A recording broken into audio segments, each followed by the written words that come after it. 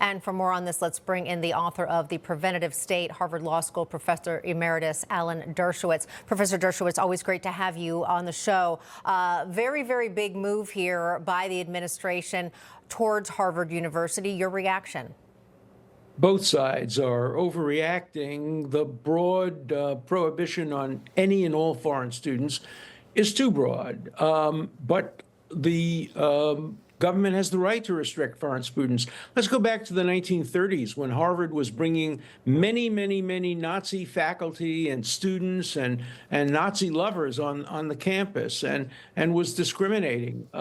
Wouldn't the federal government have had the right to say, no, no, no, we're not going to allow you to bring Nazi students and Nazi faculty from Germany? And I think the liberals would have loved that. And we have too many foreign students today who are unvetted and who are creating real problems on campus. Look, the two people who were killed in Washington, D.C., there is blood on the hands of universities for those two deaths, because universities not only tolerated anti-Semitism, not only tolerated shouts of globalize the Intifada, which is an incitement to kill, but also were encouraging anti-Semitism by teaching courses on intersectionality and DEI and critical race theory and you name it. All of those courses fomented anti-Semitism and caused, the day after October 7th, 30 Harvard groups to blame the October 7th events on Israel and on Jews. And so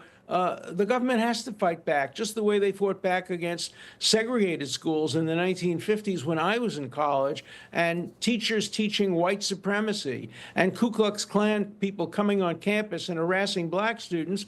You have to take the same actions to protect Jewish students and to protect American values. Professor, it's just to me, like just looking at this with a 30,000-foot view, it's these institutions like a Harvard have become globalist institutions, but then get to reap all the reward of the fruits of the United States of America. They get to enjoy all of our funding, but then do whatever they want. Now we're finding out collusion with communist China and Iran, and the kind of rhetoric that's put on these campuses, completely contrary to American values. Well, there's no doubt about that. For example, an organization called Code Pink, which has been very active on college campuses, a radical, anti-Semitic, anti-American organization, we know has connections to the Chinese Communist Party. And we know other organizations have connections to America's enemies. We know that Qatar funds with enormous amounts of money teaching and classes at places. So, you know, I don't give Harvard a pass for just tolerating anti-Semitism. That's bad enough.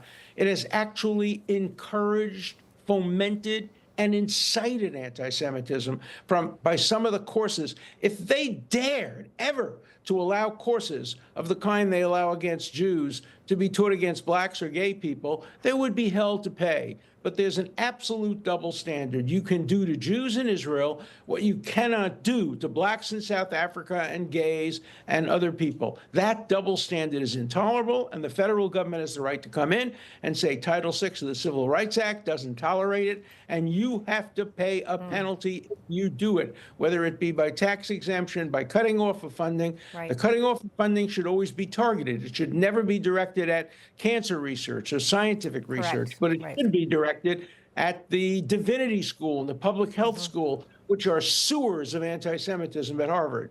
All right, we're going to have to leave it there. But again, I like how you pointed out targeted cuts there, again, not affecting major medical advancements and beyond. Professor Alan Dershowitz. Right, and I deal with all these things in my book, The Preventive State. So if you want to hear more about these points of view, go to Amazon and get The Preventive State.